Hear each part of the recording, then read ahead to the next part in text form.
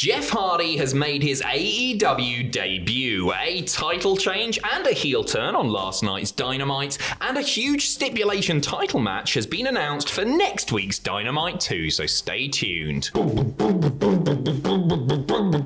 on.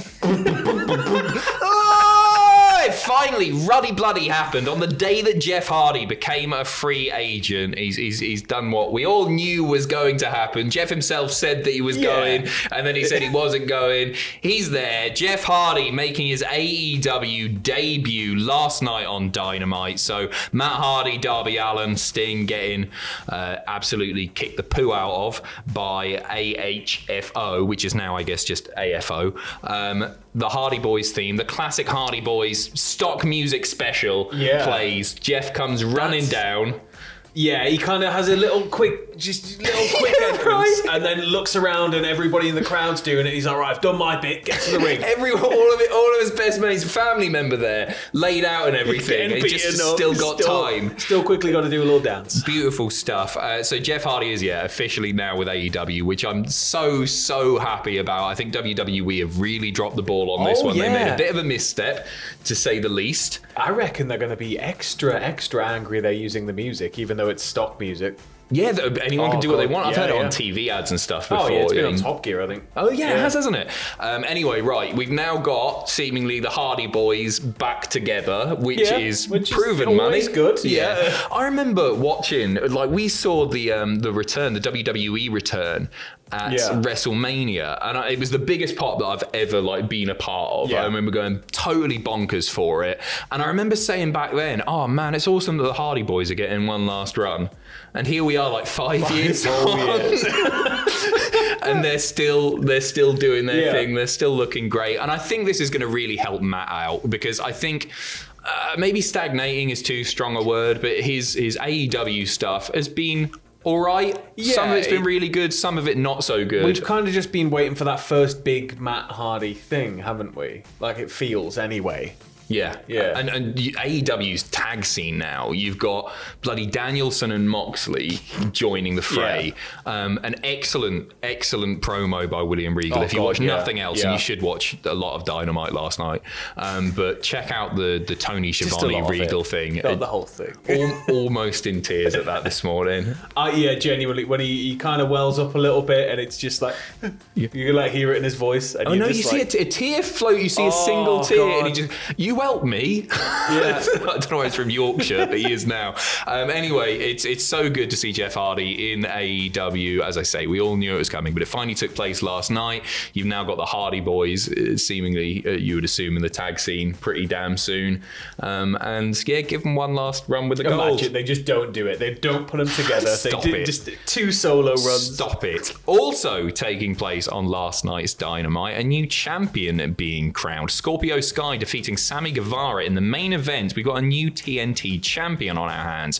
First of all, congratulations to Scorpio Sky, somebody who no doubt deserves this. Yeah. But commiserations to Scorpio Sky, who is almost definitely losing it to Wardlow pretty damn soon as well. Yeah. That's the St. Patrick's Day Slam edition of AEW Dynamite. And to me, he's maybe they'll throw a curveball here. Maybe MJF will cost. You saw the way he jumped up onto that ladder. You saw the way he jumped up onto that ladder. That's a Brock Lesnar entering the ring jump, that is. That's a big boy jump. I'm getting a belt soon jump. To me, this was take the title off a babyface so the newly turned babyface doesn't get some heat for beating a babyface. Yeah. Do you know what I mean? I think that's what they're doing with this. But there are other possibilities. As I say, MJF could cost him that match, and then those two have a feud. I could very much see that happening as well. So that's a possibility. But you know what? I hope Scorpio holds it for a while, because he's been consistently great. Yeah. The whole time, right? He's just been doing really, really good work. Somebody else, it wasn't just Jeff Hardy that got signed. Last night, the announcement that former UFC star Paige Van Zant, who you've seen on AEW TV before, she's not had a match or anything like that, but she's done a few bits in the company. She has now been signed good and proper. She's all elite and everything. I think there's a good amount of crossover appeal here, and yes, I can see all the comments already down below, whenever we say crossover appeal with an MMA star, it's like, well, I don't care about it. Well, you're already watching wrestling, so it's not for you. But, it will bring people in. People are going to be intrigued. Look at Ronda Rousey, right? Oh, for sure. Like, lover or hater, and I know a lot of wrestling fans aren't especially keen, but she spikes the buy rate every time. She is a proven draw, and that's why she's in the position that she's in. She's also just been announced for the London date of the UK tour that WWE have announced in the last hour or so. In Newcastle, by the way. Is it kicking off in Newcastle? And I think it's a European tour, so we're very special indeed if it's only 5 whole days. That's not too shabby, is it? So, Ronda's not going to be in Newcastle. No, I'm not especially but fussed. I think Paige Van Zandt, just to get back to her, it's a great get for AEW, and hopefully it's somebody we're going to see a lot more of moving forward. Yeah, I hope so as well. She's not exactly like a nobody. She is somebody who is known, and it is going to have that appeal. So you got to hope they've got something big in plan. Yeah, I don't know what she's like in the ring as far as wrestling goes. Like, she hasn't had a proper match or anything, so I don't know. Maybe she's one for Ring of Honor or something. Send her down there to developmental as it is now. But yeah, she's been signed by the company, so congratulations to her. Also on AEW Dynamite, it was a stacked episode last night, all right? There's so much to talk about. We've seen a heel turn and the establishment of a brand new faction. Chris Jericho opening the show with Eddie Kingston. The two finally... Come on, you bastard. They did shake hands, right? They shook hands, and it looked like everything was hunky-dory. And then 2.0 and Daniel Garcia hit in the ring, attacking them both, but they were a lot softer on Jericho than they were Kingston. And then Santana and Ortiz hit the ring. Jericho attacking Santana and Ortiz. Jake Hager running out, aligning with Jericho. So the inner circle is over, but replacing it is... the Chris Jericho Appreciation Society, which is Hager 2.0, Daniel Garcia, and of course the leader, Chris Jericho, who we all appreciate. And you know what? Jericho has wanted to break up the inner circle for some time. He thought it would sort of run its course. And I actually agree with him. They all seem to be doing mostly their own thing and everything. They've all splintered off a little bit.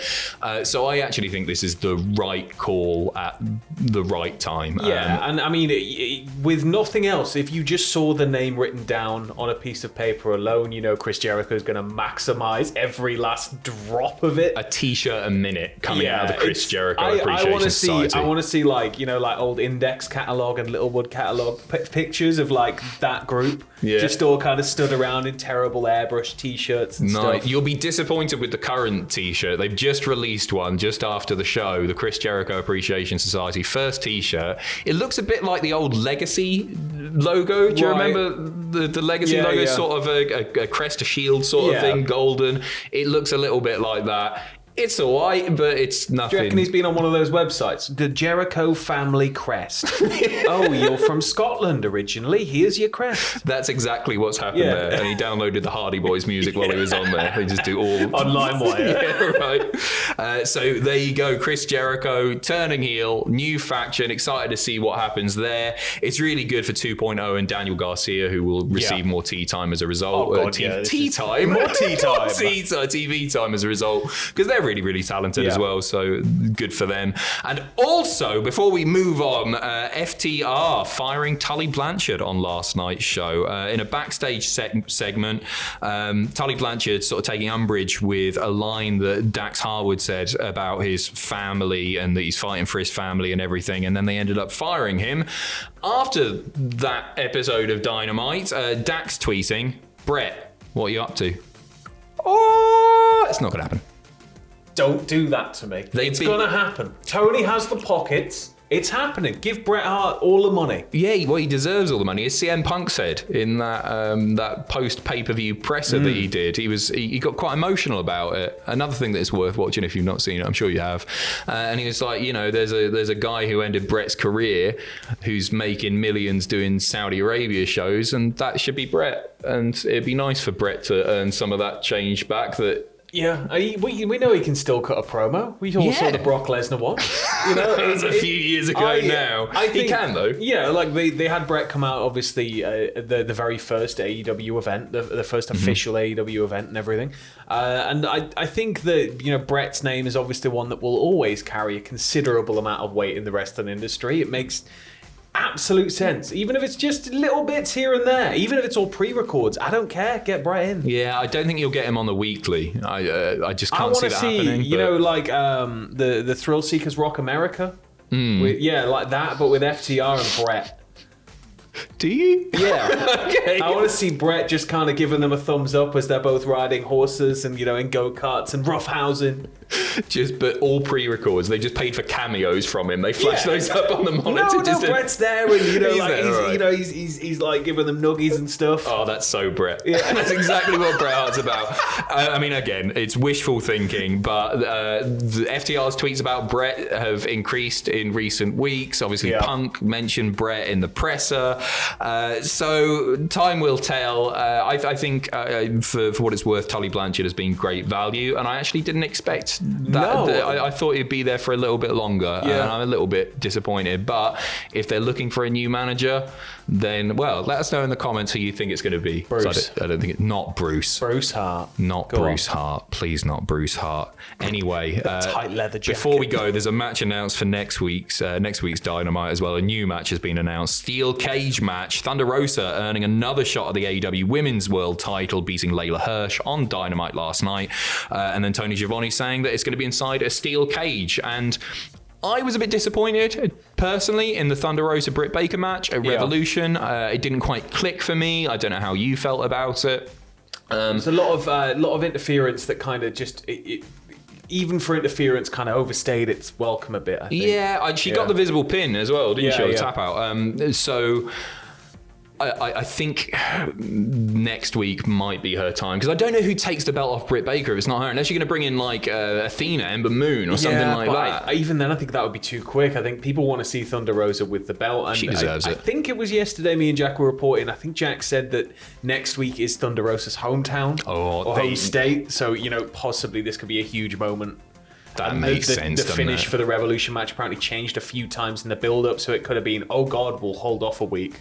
Yeah, it might have been that. No title changes at Revolution. We saw one this week. We might be seeing another next week. Yeah. Who knows? Maybe a couple next week with Wardlow nice and all that. Belts change hands on TV, isn't it? Yeah, I quite like it. Yeah. I don't want to see it too often. But yeah, it was good. Yeah. I was surprised as well, just before we move on, that they opened the first match anyway. Was a bloody world title match. I thought that was a little bit overkill. That's me balancing out all the relentless positivity with a little bit of negativity there. I think people should be built up a bit more. But anyway, dock his wages, Tony. Opinions are like arseholes. Dock his wages. Thank you very much. Take it. My wages. Yeah, you're supposed to be nice. Sorry, Tony, I love you. There you go. All the best. I love you, baby. We'll be back in a bit. Bye.